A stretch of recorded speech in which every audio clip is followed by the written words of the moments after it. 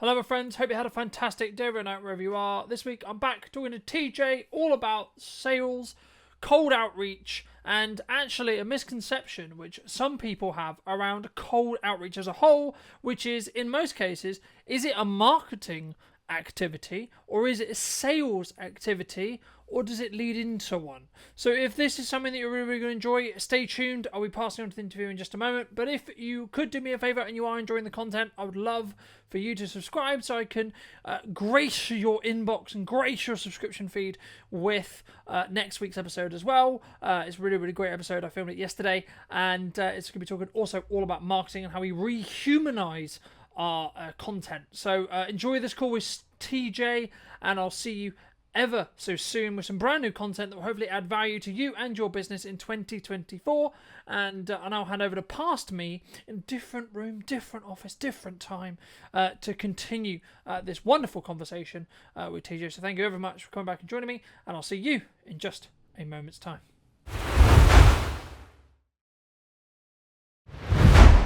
So I'm TJ Gabriel, and I run Client Genie.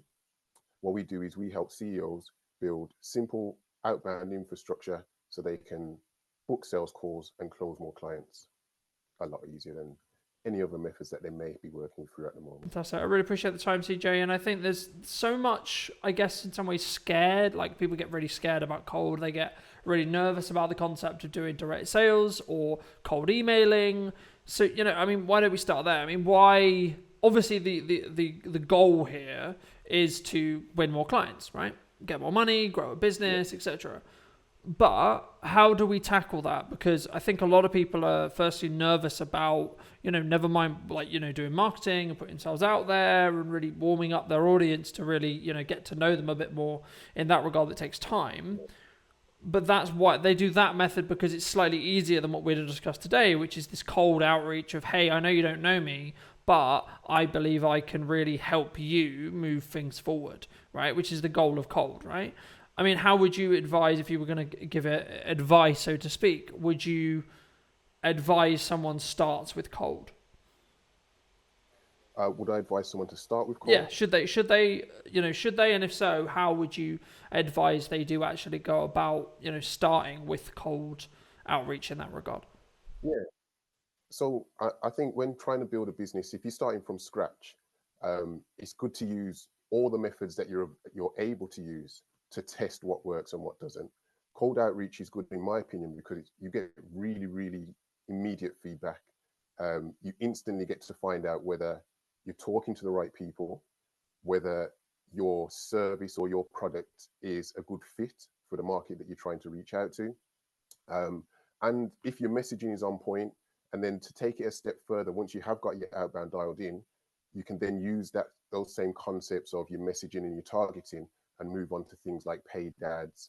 You can start to use other types of lead generation techniques using the research that you've gained from your outbound methods. Yeah, I completely agree. And I think sometimes we look at, whether it's lead gen, video, podcasting, cold outreach, email marketing, social media marketing, etc. We see them in some ways as golden chalices in the regard to we need this one thing to generate all my work. And I think the most successful businesses on the planet would tell you, and the most successful businesses as a whole entrepreneur wise would say, you need to do a lot of things consistently with a lot of infrastructure that all leans into its own. So you're doing a bit of social media, you're doing podcasting, you're doing videos, you're doing this, you're doing cold, you're doing this, and in the combination of that momentum is what's going to allow you to be quote unquote successful. Because you might win something from cold, you might win something from your videos, you might win something from your podcasting, but then how are you going to? I mean, I guess the question to you would become, how, if someone is doing kind of mixed strategy, which is what we just alluded to, and what I personally believe people should be doing. How do you track, or how would you say? Because sometimes when we get it a lot in marketing, which is we create this amazing journey, we really, really nurture the client, so they're really, really happy to work with us. But then potentially the sales side of it is the thing that's the transactional bit, right? It's the close, it's the thing that wins over the deal. So it's how do we balance when we look at our return on investment or return on time to what percentage of it was related to the marketing efforts or the warm leads or etc. that we're doing potentially, and then also what side would you say is the sales element? because I think they have to work together to work for it to actually for the client to be with the right product and service, right? Yeah. So I would say in regards to that, it's good to, when I think of like testing different things, it's good to test one variable at a time. And once you've got the results from that, you can track it. Then you can move on to adding the second thing in and know what's the result from this second variable. Then when you add it all together, you know what results you're getting from each individual tactic you're using. Does that make Yeah, sense? completely. Um, and to take it a step further, using a CRM would come in really helpful in these kind of situations, because if you are doing a lot of you're doing lead generation through whether it's social, videos, cold calls, emails, etc. Knowing how to attribute where the lead has come from before it gets to the sales call, that's going to help you to know, okay, we've put X amount of money into this function and it's delivered this many leads and we've closed this many deals. Because what you might find as well is one tactic, or specifically in my area, one outreach message might get a high response rate, but that might not turn into a lot of sales calls. And if it does, those sales calls might not close. So it's good to track as many different functions throughout the lead generation process as possible, so you can get a full understanding of exactly where you are getting the ROI from. Yeah, I completely agree, and I think it's one of those things where sometimes we have a win and then we all in on that thing because it's like, well, we just want to win, right? We just got the job, great, fantastic, it worked. But I think sometimes, as I alluded to a little bit earlier, I think we don't look at the larger picture. And this is where tracking that data and having that data in regards to, your customer experience journey or, your CRM, as you mentioned, etc., or however you're going to track it is really important. But also, if you're looking to build a long-term plan, a long-term relationship with your client, I would hope that as a business owner, you can go to a client and say, well, what was the deciding factor for you? Why do you choose working with us? Why do you work with us, etc., right? But for those who are maybe, thinking about doing cold, how do they, I guess in some ways the issues or the hurdles could be the confidence element of what if they say no, right? Dealing with the rejection, but then also how do you craft that message, right? So just on the rejection bit before we go on to messaging, how did you start dealing with it, right? Because you're obviously a seasoned professional, you've done this a lot. So how potentially could or should someone deal with rejection as a whole?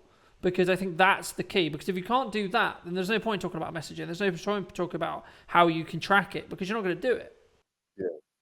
Yeah. It's a good question. And to be frank, I still get, pangs of anxiety before I start to do any outreach. Even now, I've been doing it for 20 years. So it's still kind of the same as the first time I picked up the phone to make a cold call, the first cold email that I sent out, the first door that I knocked on. I still have the same levels of anxiety. And I think it's just human nature. Nobody really enjoys being rejected.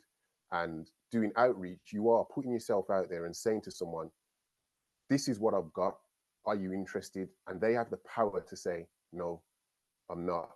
But to get over that, I think this to myself, and I speak to clients as well, and just try to say, look, what's the worst that's going to happen?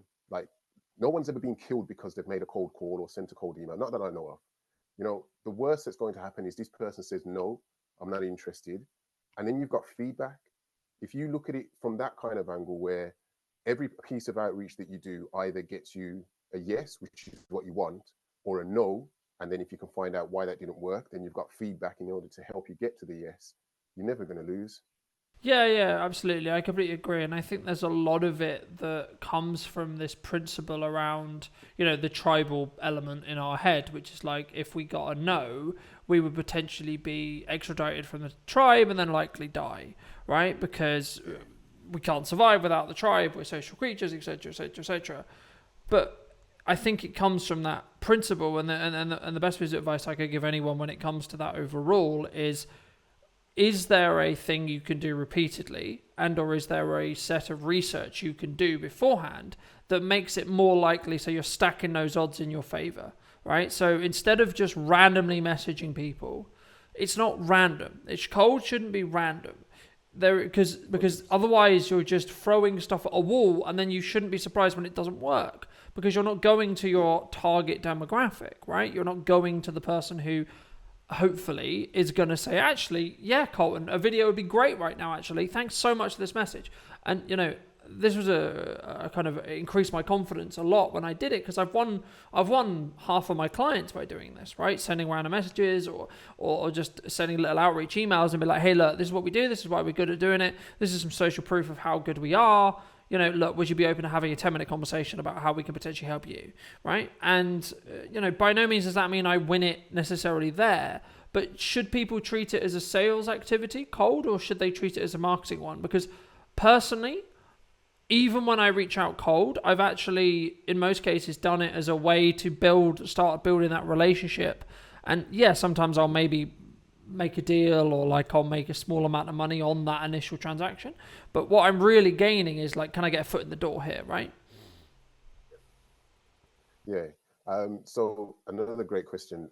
I like to look at it as a marketing activity, and it's a sense of when I'm doing cold outreach and when I'm advising clients, it's about, you're not trying to sell your product. You can't sell it through the email or through the cold call. You are, like you've said, you're just trying to get your foot in the door. You just want to find out, is this the type of thing that could help the person I'm speaking to? Is this the right time for you to look at this type of solution? Once you find out, yes, it is, then you can move them down the sales funnel to get them to the sales call. And then you have the opportunity to present your product, and hopefully you make some money out of the deal. But where you're starting from is just, let's find out if this is my hypothesis, is it correct? So yeah, you're just opening the conversation to start And I regarding it. think that as a whole will naturally decrease the worry and the stress that we tie to it, right? Because the odds aren't there anymore. But it does open up a slightly tangented question, but I think it's still important, which is more operational based as a business, right? Which is looking after your costs, because sometimes people look at cold, and I've said it in content and I talk about it. Cold is a way of getting short-term cash flow if you can do it right and you know how to do it repeatedly. The question in some ways though is to still evaluate, how did you get to that position where you are either spending too much money, which is the result in not enough cash sat in the bank, or what happened where you didn't have a nest egg, what happened where you needed that short-term cash injection to survive, right? Now, I'm not pointing fingers, it's happened to all of us, but the question is, should you reflect? You need to reflect on why that happened, right? Because there's no point saying, oh, I fixed it, because if you don't know the problem, you're then going to go there again, right?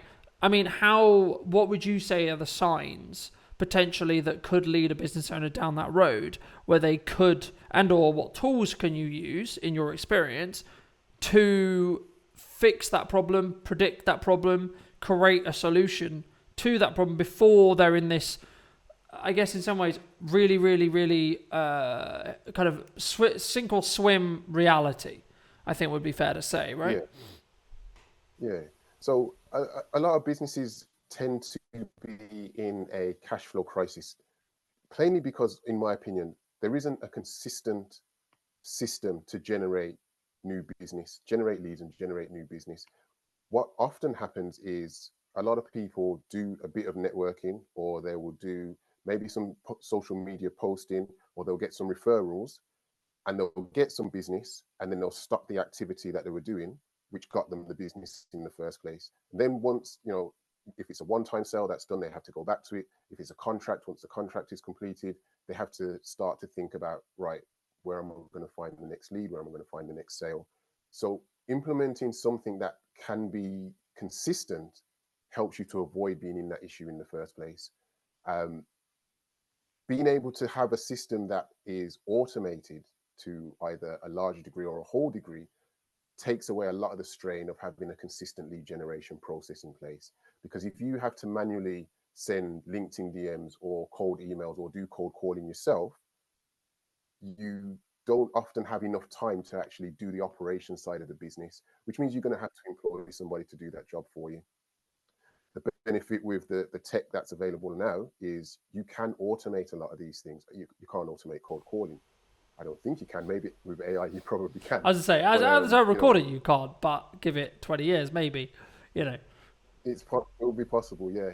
But with sending DMs either on LinkedIn or Facebook or whichever social platform you want to use, or certainly cold email, there are ways that you can automate these processes so they can run day to day for you, generating leads consistently.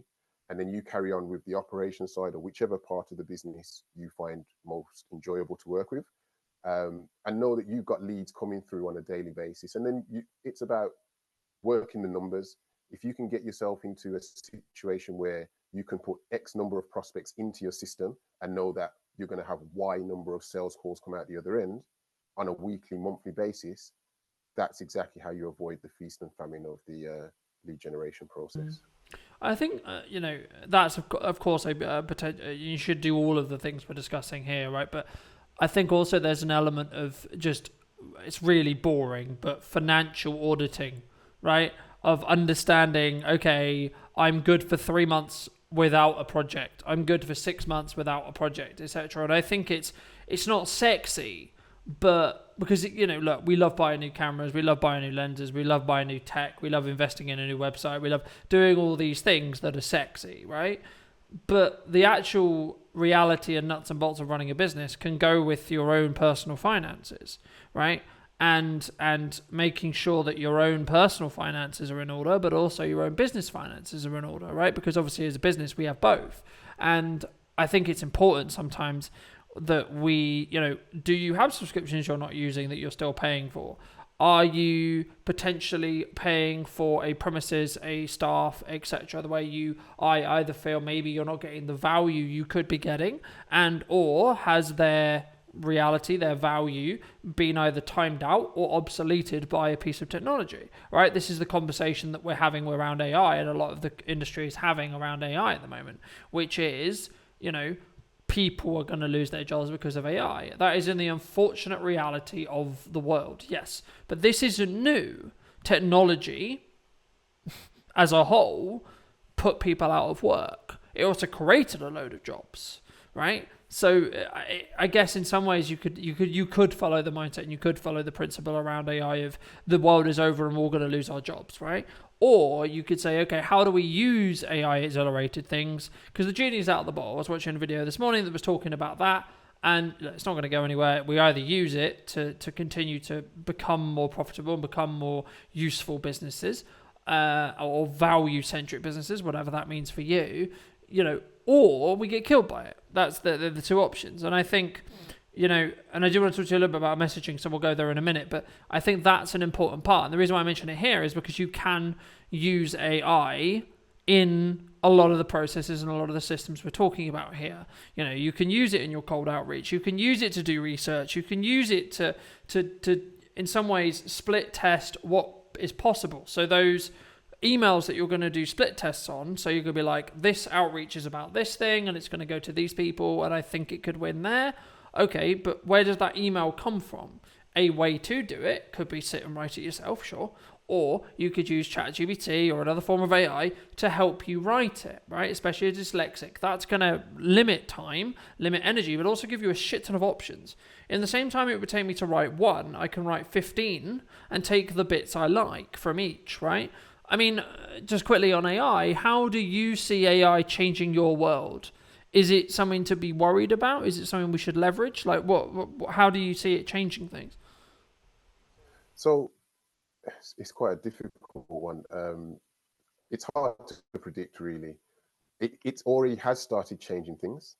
And so if you can leverage it in your business, then I don't see why you wouldn't. A lot of people are looking at it the way that you said. New tech comes out and it's going to displace the people's jobs. But if we get good at using the AI, then it will make our jobs easier. Like you've mentioned, it's going to save us time. And hopefully we can become more efficient and more effective at doing that work with the use of AI, as opposed to being scared of it taking our jobs away from us.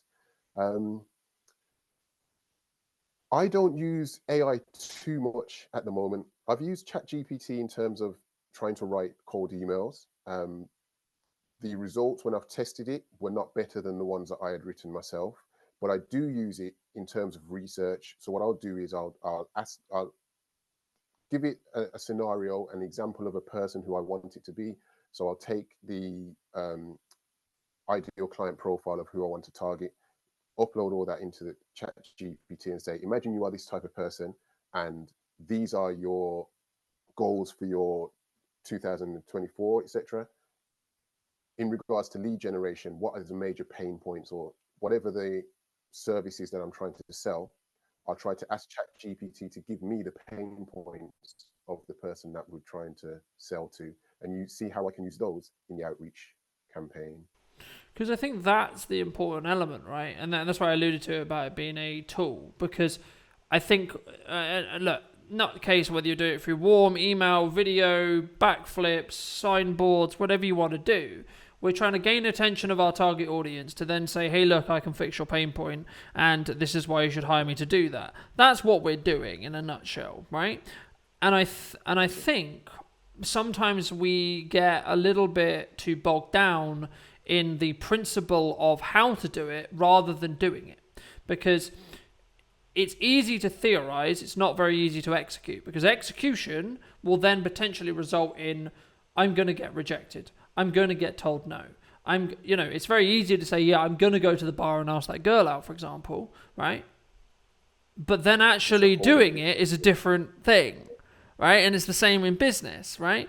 I can sit here and say, I'm going to send 500 emails today, but until I start sending them and I start getting either no responses, or I've been doing it for 4 days and getting no responses, right? Which is another question I was going to ask you. Then that's a very different reality that I've got to deal with from a psychological point of view myself.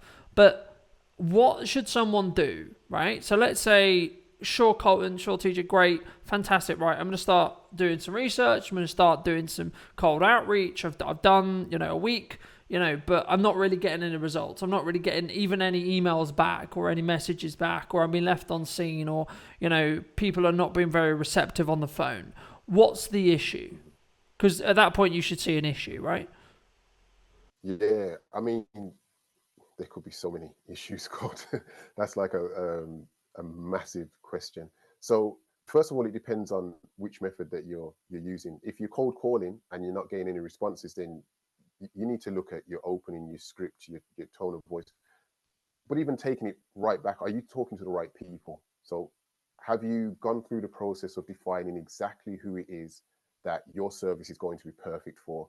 One way to do this is to go through your case studies, go through the customers that you've worked with, and try to find the common traits of what they have in the prospect list of who you want to target.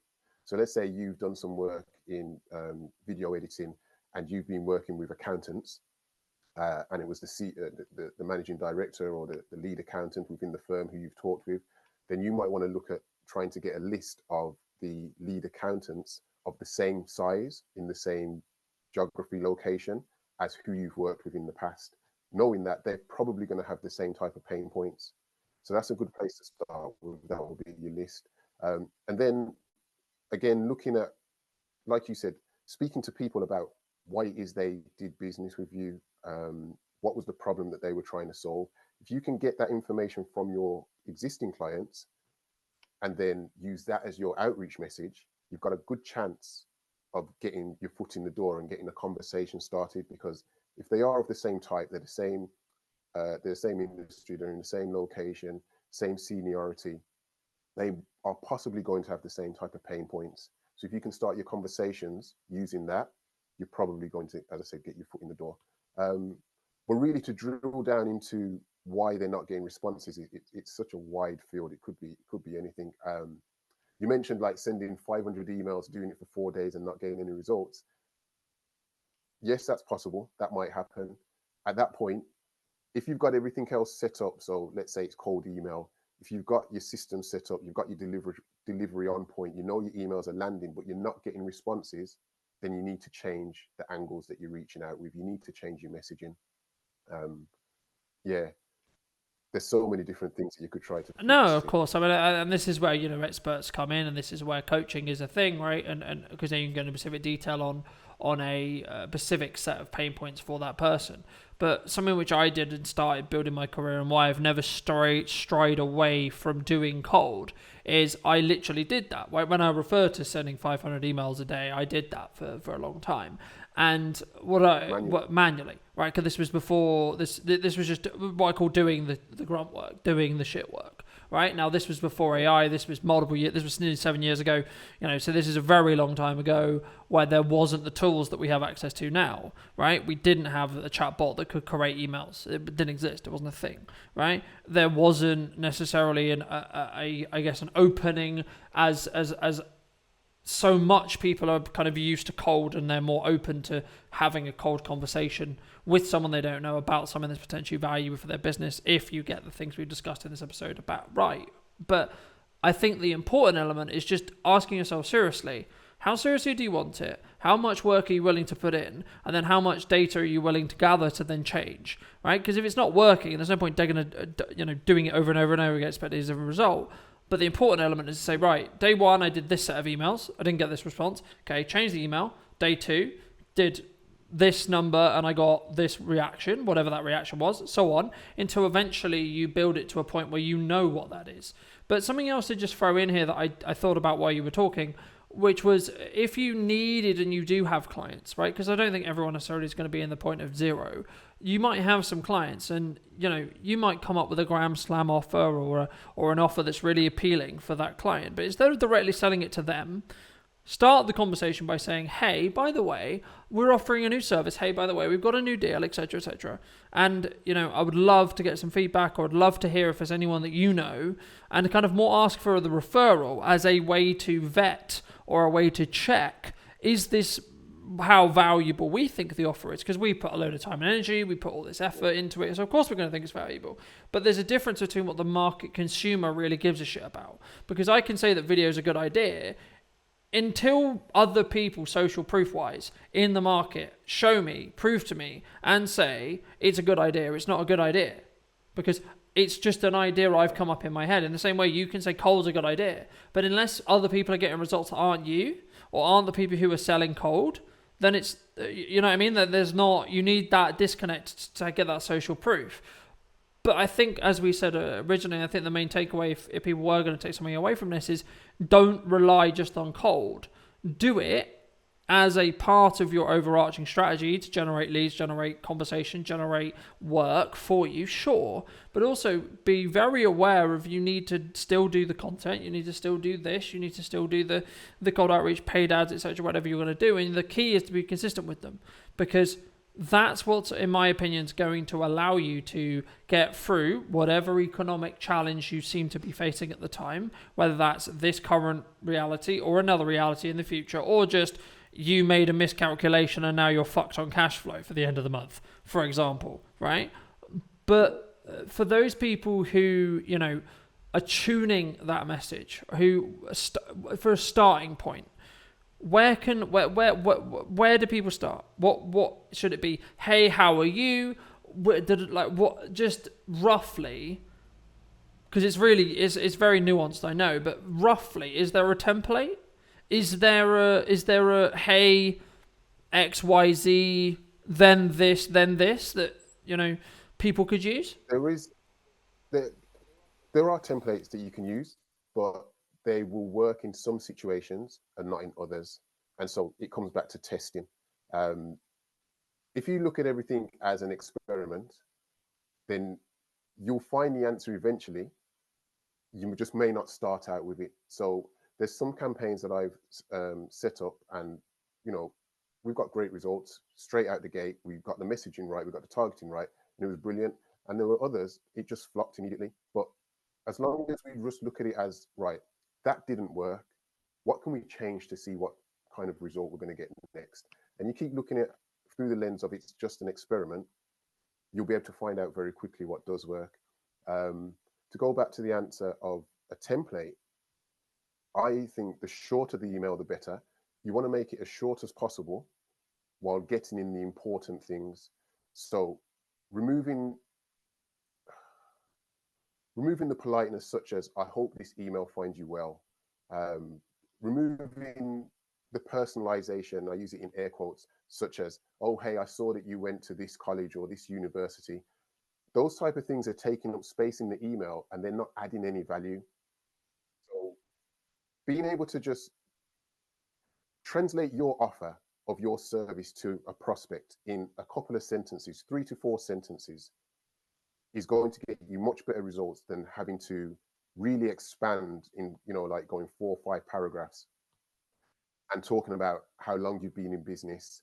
You know, you are introducing yourself. I'm TJ. I'm from Client G, and I've been running this business for 2 years, and I've done this and I've done that. Those type of things, they're not going to get you good results in cold outreach. As I say, being short, to the point, concise, being able to translate your offer into, the idea really is to talk about the prospect and the problems that they've got and the results that you can provide for them. And if you can put that together in like 50 to 100 words, you're probably going to see some success. I think it's also important to reflect as well on how would you feel if you received it, right? I remember a while ago, and for obvious reasons I won't mention the person's name, but I saw a Facebook post about this a couple of months ago, talking about, hey, like he received, this person in question received a message somewhere along the lines of, hey, how are you, dash, dash, dash, then the sales pitch, then like, kind regards, look forward to hearing from you, etc., right? And the point he made in the post, which I actually agree with, was, hey, do you care about how I am, or are you just doing a pleasantry to get your foot in the door so I listen to your pitch? Instead of doing that, let's not pretend we know each other, and let's not pretend in the nicest way possible like I give a shit how you actually are, right? Because I don't know you personally. I can't know that yet. It's not I don't care. I don't know you, which in turn means why would that matter? Why is that information important? The information that's important is saying, hey, I've got this thing, do you want it? That's basically what you're saying. Now, we pretty it up a little bit more and we put it in more context, sure.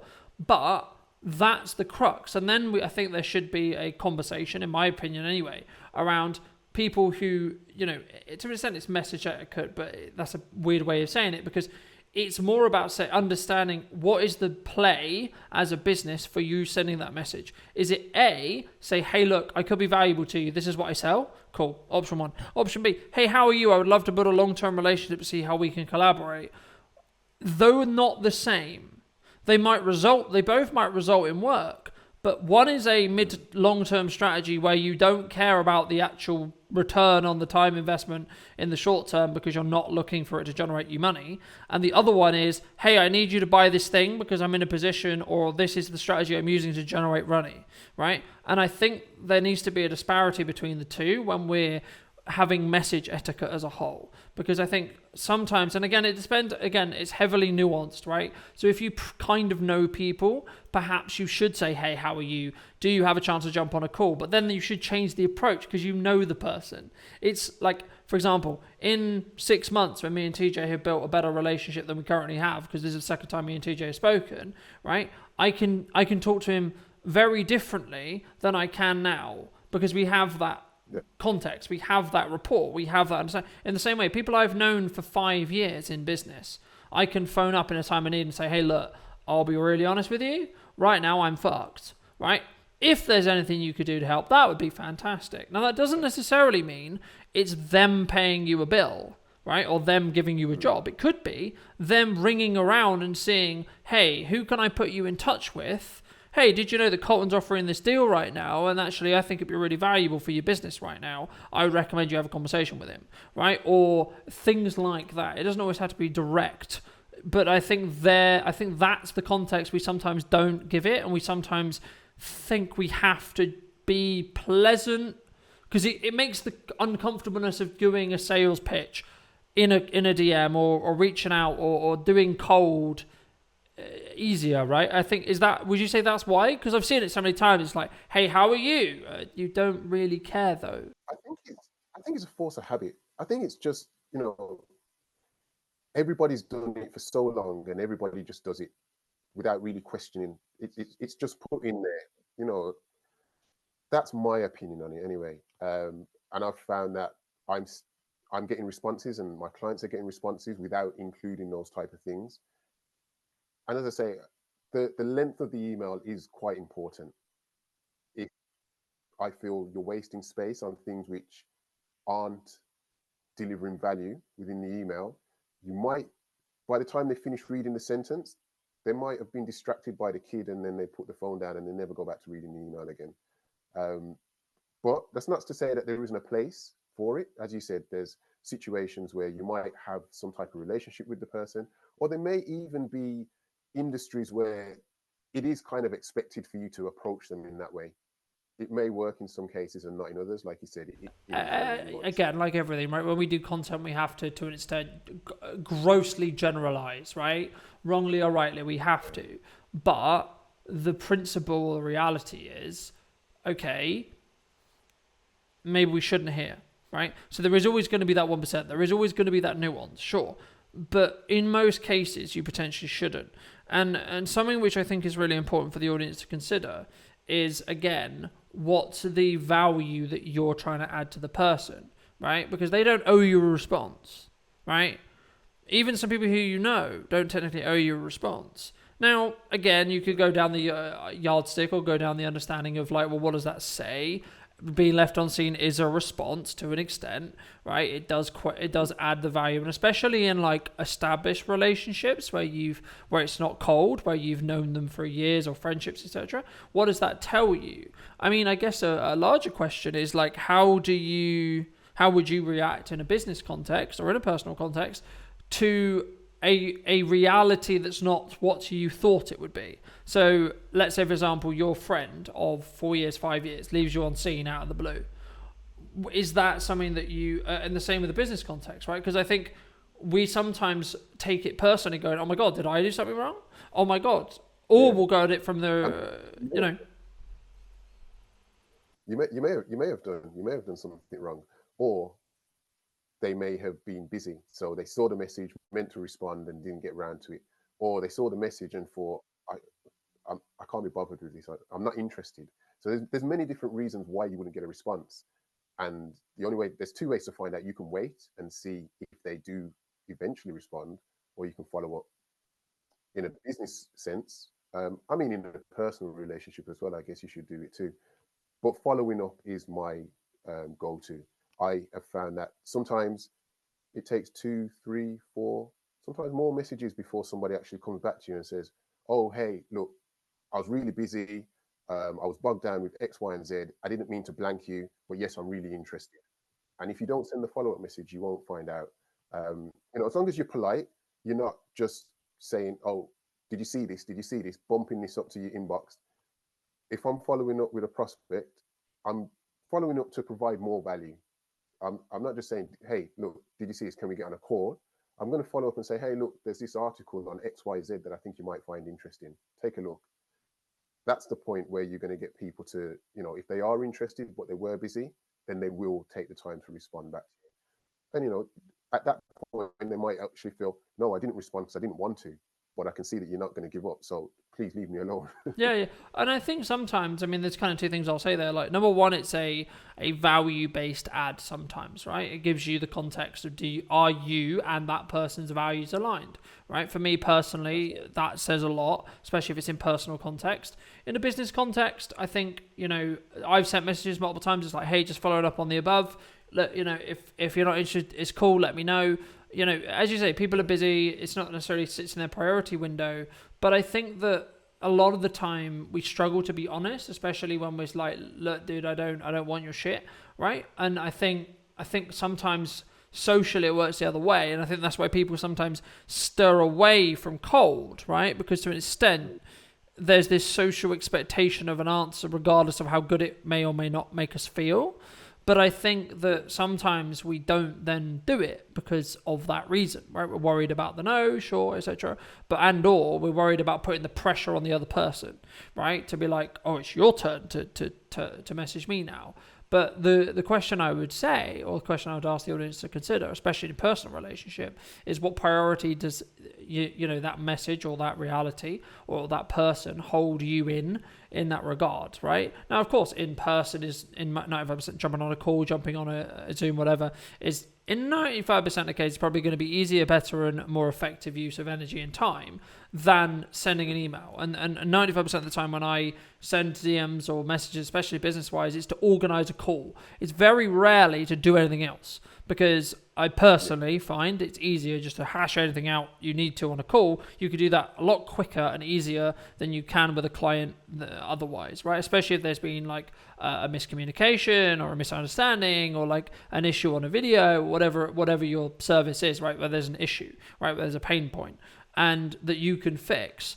You need to know how to fix it. But I think the question I would have when you do the research and when you look at the messaging is also, how are you vetting the people you're working with? Because sometimes by the fact of how they respond to the message, I've actually retracted the deal just because I'm like, oh, hold on, no, you reacted this way. Oh, wait, that means if there's a problem down the line or there's this or there's that, you're potentially going to react worse than this.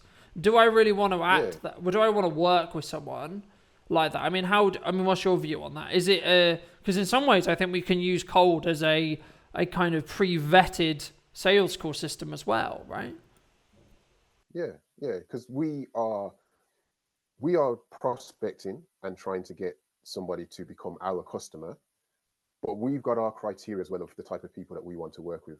And so, yeah, I've had situations where people have responded in a way that I've thought, actually, I don't really like that. Like that, I don't think we're going to be a good fit. And so you can decide from there that you've disqualified them. So yeah, we always have the opportunity to do that. Do you think that comes from a state of, because that's hard to do at the beginning, right? People struggle to say no, right, to the wrong people, the wrong jobs, right? I mean, how did you, when you started out, if you found it hard, how did you build that? I guess it becomes easier. Yeah, it's about being really clear on who you want to work with, who you can help and who you can't help. And also having a full pipeline helps you to say no to people that you don't want to work with as well. Because when, we spoke about the feast and famine earlier, if you are in a situation where I've got a bill to pay at the end of the month, and this person who you don't like and you don't think is a good fit for you is willing to pay you money, chances are you're going to take that job on and, you're going to bring the income in. But if you know that I don't need to deal with this person, they're not a good fit for me, it's better that I just say no right now. It makes it so much easier to do that. Yeah, and I think that's what we talk about sometimes when we talk about breadlines, right? Or having to eat shit. Are you in a position where you need to eat shit? If you do, you're going to take successions on some of the people, but still make a mental note to say, okay, this isn't the ideal person. I'm going to work with them because I can add value to them, and that can be exchanged for financial compensation, sure. But actually moving forward, when I'm out of this storm, when I'm out of this problem that I need to fix, maybe our continued relationship won't continue because of X, Y, Z, because their values don't align, because they question the value, because they question the price, because they want to knock me down, etc., etc., etc., etc. Just as some that I've heard and I personally feel as well. I mean, for those who have really, really enjoyed this conversation, really, really want to connect with you, hear a little bit more about what you do, etc., where's best for people to reach out? You can find me on LinkedIn, on TJ Gabriel, profile's open. Or you can go to the website www.clientgenie.co.uk. Magic, fantastic. And for those who you want to leave some parting advice, or if you were going to give advice, what parting advice would you give to those people who are listening, who have listened to this far into the show? Something that you made me think of earlier on when we were talking about whether trying so many different things. I was told a long time ago that the most dangerous number in business is the number one.